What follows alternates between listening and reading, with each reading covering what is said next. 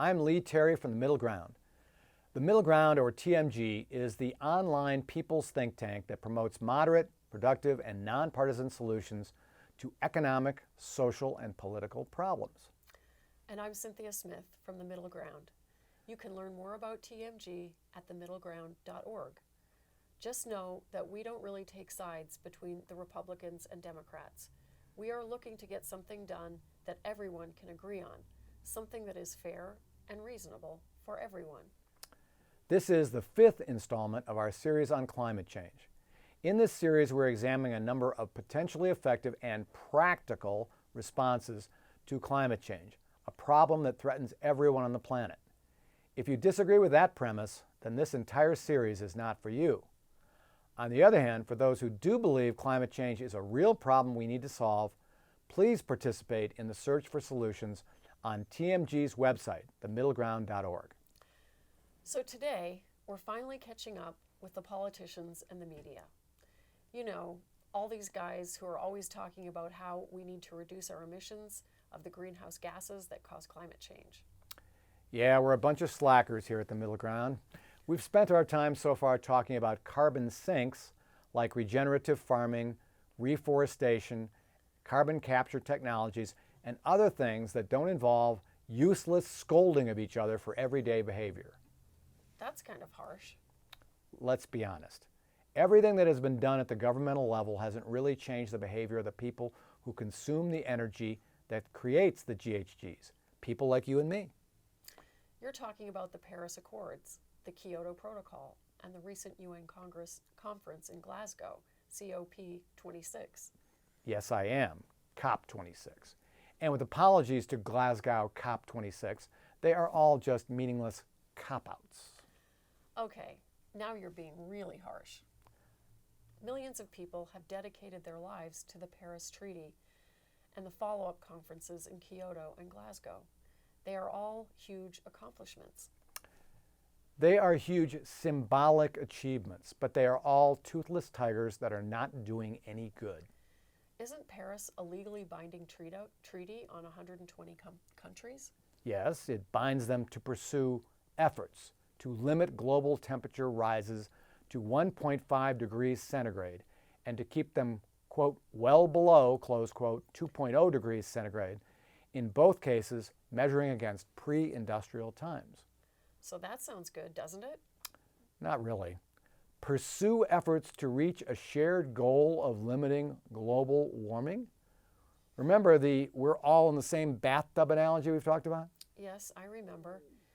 Because our atmosphere is freely shared by all the different countries in the world, it doesn't help if some countries are improving things while other countries are making it worse.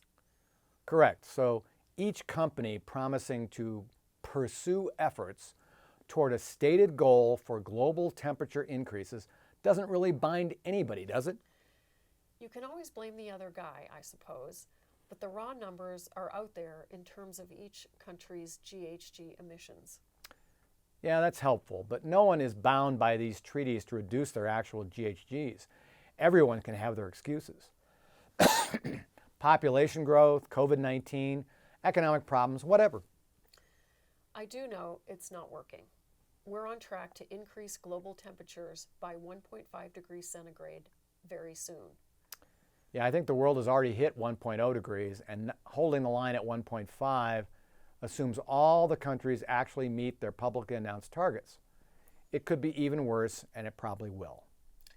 I thought we were going to talk about practical solutions, not just complain all day like the news media and governments do. Fair enough, but these fuzzy treaties with no individual responsibilities are useless. I'm glad that you never repeat yourself.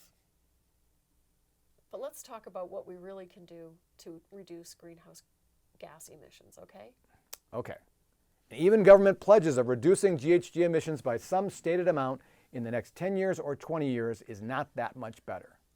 Calm down. Yes, I get it. It's easy for politicians to say that we're going to cut emissions, but it's much harder to do when it actually comes time to cancel that new cement plant in Peoria or to shut down that coal burning plant in Sheboygan.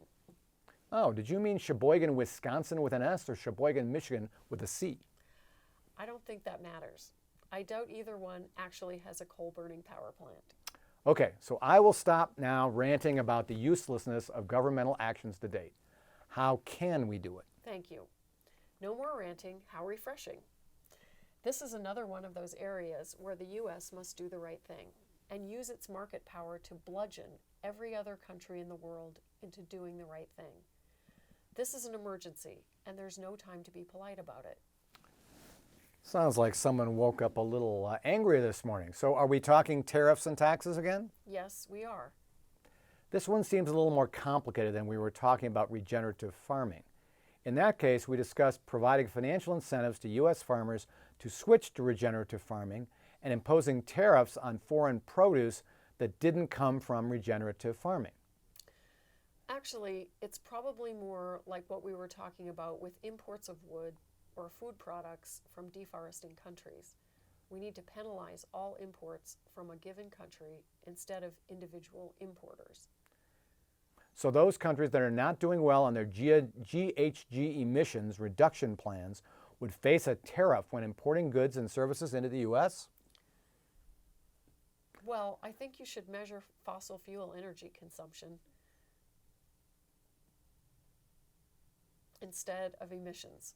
That's harder for foreign governments to manipulate. Wouldn't that hurt incentives to use smokestack scrubbers and similar methods to reduce nasty greenhouse gases like nitrous oxide? I agree that's important, but it would have to be handled elsewhere, presumably with regulations. We need every country to accept a fossil fuel consumption baseline right now and promise to start reducing it year by year if they want to avoid tariffs on their goods exported to the U.S. Okay, I get it. So we're bribing foreign countries who clean up their act on GHGs by reducing their fossil fuel consumption with lower or no tariffs. But isn't this going to be a lot harder to do on the domestic side? For example, if you want tax excess energy consumption in the U.S., wouldn't that limit economic growth and in any event unfairly burden the poor? Okay, I'm going to rant again. You know I can't deal with the economic growth stuff. It's such nonsense. Economic growth over the past 50 years has just made the rich even richer and the poor even poorer. Okay, I won't let you get started on that one. But what about the poor? Aren't financial penalties for failing to reduce fossil fuel use by U.S. citizens going to hit them the hardest? Well, this is actually where the Internal Revenue Code, its limitation on itemized deductions only for high-income taxpayers could actually protect the poor instead of oppressing them. So you would make lower fossil fuel energy consumption an itemized deduction for wealthy people? No, if wealthy people consume less electricity and natural gas and gasoline than they did the year before, they can have a deduction. If they consume more, however, they get a big penalty, a negative itemized deduction. What happens if you buy a bigger house? Your family gets bigger. There really is A hot summer there really is a hot summer requiring more air conditioning. Whatever.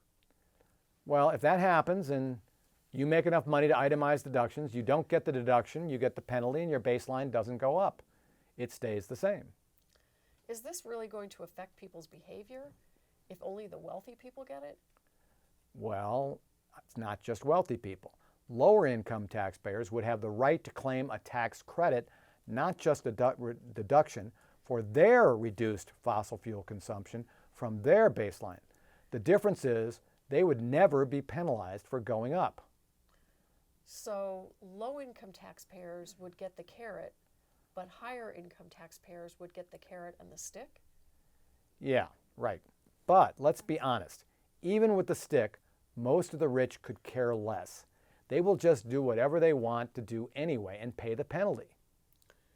So we collect the penalties and give that money to those people, rich or poor, who do cut back. Okay with me. Right, it's supposed to be balanced. Look, while I know you're much too young to remember this, in the 1970s, Americans lowered the temperatures on their thermostats, drove their cars less and slower, and came up with all kinds of innovative ways to save energy. You're right. I am much too young to remember the Arab oil embargo and the energy crisis but I read about it in history books. So you think that putting financial incentives on Americans to reduce energy use will spur innovation to save energy and reduce the carbon and other GHGs they put into the atmosphere? I do, but keep in mind there's a hidden incentive on electric utilities here. Whenever an electric utility cuts back on its fossil fuel consumption in favor of solar, wind, or other sustainable energy, its customers get a tax credit from the government, even if the customer used the same amount of energy himself or herself. That would put real public pressure on electric utilities and their regulators to move quickly to renewable energy sources. Their customers yelling, "Get me a tax credit." Of course, we need to consider whether this plan is realistic. Why would Congress ever do something this drastic? You mean impose tariffs on countries not doing their part on reducing fossil fuel energy production and give tax credits or cash to U.S. people who are using less fossil fuel energy? I'm not sure. Does Congress really care about saving the world? Your sarcasm is duly noted. Your belief that politicians in Congress are only motivated by one thing, getting reelected, is not a secret. Yes. Remember, the movie that I do believe had it right, Don't Look Up. Jonah Hill and Meryl Streep in that movie clearly considered her reelection as president to be more important than protecting us from a planet-killing asteroid. That movie was supposed to be a wildly satirical, crazy thing, but frankly, that part seemed realistic to me. Okay, enough about your favorite movie. It's back to reality now. Actually, no one in the U.S. cares about penalizing foreign countries who do bad things. It's usually a popular thing, and there could be strong voter support for putting penalties on rich people consuming too many fossil fuels and tax rebates and credits for the less wealthy. It could be sold as a Robin Hood kind of thing. So rich people are going to pay big penalties for their selfishness when they increase their energy consumption, and poor people are going to get that money in the form of a check from the government, merely for cutting their gas and electric bills. Evil foreign countries that are not reducing their fossil fuel consumption are going to get nailed by tariffs on their imports into the U.S. Yep, steal from the rich and give to the poor. I like it. I also like the fact that it is not a mandate or a prohibition. It's just a financial incentive. If people want to waste energy and pass up the financial benefits, they can do so. And a lot of rich people will do just that. Americans don't like to be bossed around. Are we including gasoline consumption in this energy reduction plan, or just natural gas and electric bills? The amount of gasoline burned by cars seems really important. I think it would be pretty tricky. To do gasoline, everybody would need a gasoline ID card or a gasoline consumer number that is recorded at the pump every time you buy gasoline. I don't think that middle America would embrace the concept of needing a gasoline ID card or consumer number to fill up their gas tank. And taxing gasoline heavily to discourage its use would be enormously unpopular, and that would penalize the poor. So how else would you give individuals a financial incentive to reduce their gasoline consumption from year to year? Well, right now we already have gas mileage standards and automobile emissions rules in place. We can make them even more stringent. Existing gas mileage and emission standards for motor vehicles have a huge hole in them. Yeah, it's a hole big enough to drive a truck through, or even an SUV. Very funny. But the problem with cars and trucks is that they're still going to emit CO2, no matter how low you set the fuel economy and emission standards. Yes, and that's a lot of CO2. Of course, there are a lot more zero emissions vehicles nowadays, like electric and hydrogen fuel cell. But electric cars just move the CO2 out of the tailpipe and into the electric company's smokestack, don't they? To be honest, at this point, electric cars are not really doing much good. But when they get to be a larger percentage of the world's vehicles and electrical vehicle manufacturing techniques improve to reduce the carbon footprint of that process, things will change. Right now, I think the break-even point on carbon emissions for an electric vehicle is something like 13,000 miles of driving. That's discouraging. Well, not really. As electric utilities convert to more renewable energy like solar and wind, then that number will go down even if there are no improvements in electric vehicle performance and manufacturing. And we are trying to make that conversion happen faster with our little tax proposal. So where are we on this whole reducing emissions thing anyway? Well, I think we are being realistic by saying that cutting down on fossil fuel energy production is the most direct way to reduce greenhouse gas emissions. And we are proposing to do that by putting tariffs on imports from countries that are not reducing their fossil fuel energy production every year. Remind me, why aren't we doing it straight up based on reducing greenhouse gas emissions? Well, GHGs include the CO2 produced by animals, including livestock, by concrete production, remember my favorite, by manufacturing facilities, by industrial, commercial, and residential buildings, and actually by humans themselves. That's in addition to the CO2 produced by power plants and cars. So, are you saying that controlling CO2 emissions is hopeless? I am not a hopeless guy. Then what are you saying? I think that at least for a while we should be swinging for home runs instead of singles. You mean we should be focused on the super GHGs like nitrous oxide, methane, and fluorinated gases instead of just CO2? Correct. Look, we all get it. We need to cut back on CO2 emissions. That's the big one. And getting reductions of fossil fuel consumption will really help there. But methane is 25 times more damaging than CO2. Nitrous oxide is 300 times worse than CO2, and fluorinated gases are up to 23,000 times worse. The EPA says that the U.S. produces 180 million tons of fluorinated gases each year and around 5 billion tons of carbon dioxide. If fluorinated gases are 23 times worse, 23,000 times. 23,000 times worse, the math is pretty easy. Fluorinated gases are a bigger problem than CO2. The U.S. produces 450 million tons of nitrous oxide, a lot from fertilizers, each year. Again, doing the math, at 300 times worse, nitrous oxide is a much bigger contributor to climate change than CO2. Really? Where does methane fall? Well, unlike the other two, methane emissions have actually been going down in recent years, but they are still around 650 million tons per year. So even at only 25 times worse, methane is also a larger contributor to climate change than CO2 at 5 billion tons. So that's why I want to swing for home runs. If we can cut just a little bit of these big bad boys, it can have a huge impact. On the fluorinated gases, I thought that we fixed that whole fluorocarbon thing and saved the ozone layer. Back to the 80s again. Not exactly.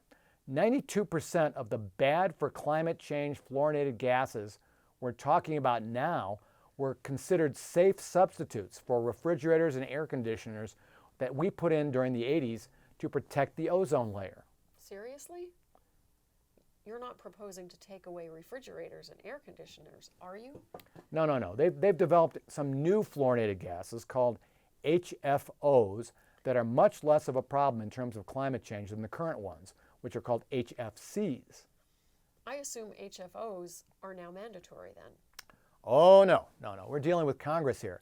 The American Innovation and Manufacturing Act of 2020, a couple years ago, directs the EPA to, quote, address, close quote, the problem by phasing down production and consumption of HFCs in the United States by 85% over the next 15 years. 15 years? Yeah, that's way too slow, obviously. We cannot keep manufacturing these incredibly dangerous gases, 23,000 times worse than CO2, for 15 more years. Are we doing better with nitrous oxide, the second worst one? Well, remember when we talked about getting rid of nitrogen fertilizers as part of regenerative farming? Oh yeah, that's where most of it comes from, right? Actually, 75% of nitrous oxide comes from fertilizers. And we can get rid of most of the rest with reduced fossil fuel consumption, improved scrubbing techniques for smokestacks, and reducing tailpipe emissions of cars.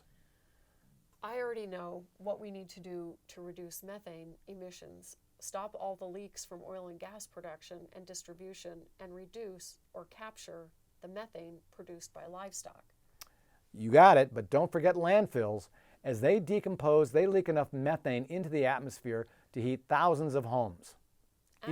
Actually, methane is the easiest one. If you force everyone to capture and channel their methane to be burned as natural gas, they can actually make money on it, and we can take less natural gas out of the ground. Yeah, so this is probably one case where mandates and prohibitions can work. If everyone is forced to invest in the equipment or pipelines or whatever to capture and recycle the methane they produce, then no one gets a competitive disadvantage for being a good citizen. Wow, we spend a lot of time on this one. It's a biggie. So to review, we think the U.S. should impose tariffs on goods from countries that fail to reduce their fossil fuel consumption, and give financial credits to U.S. citizens for reducing their individual fossil fuel consumption. And we want to put financial penalties on wealthy U.S. residents who fail to reduce their carbon footprint. We want more incentives to encourage conversion to zero-emission vehicles and even tougher emissions and fuel consumption standards for all internal combustion engines in vehicles or whatever. We want to ban nitrogen fertilizers, or at least provide incentives to make them very expensive. Speed up the 15-year phase out of fluorinated gases, and we want to stop the millions of leaks of methane and fluorinated gases into the atmosphere by mandating their recapture. So, have we saved the world yet? No, but we've come up with a lot of good ideas for doing so. But don't we really need a groundswell of public opinion to get this job done? Yes, we need every person who watched or listened to any of our 5 episodes on climate change to pass these ideas on to 5 more people and so on until the whole thing goes viral. What exactly will go viral? Our shining faces and witty retorts? Let's hope not. What needs to go viral is this message. We can still fix climate change and save our planet. These are realistic, feasible ways to do it.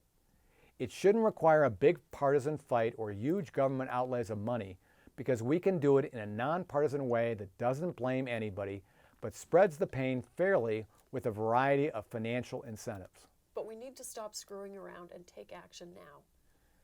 And we are all the middle ground.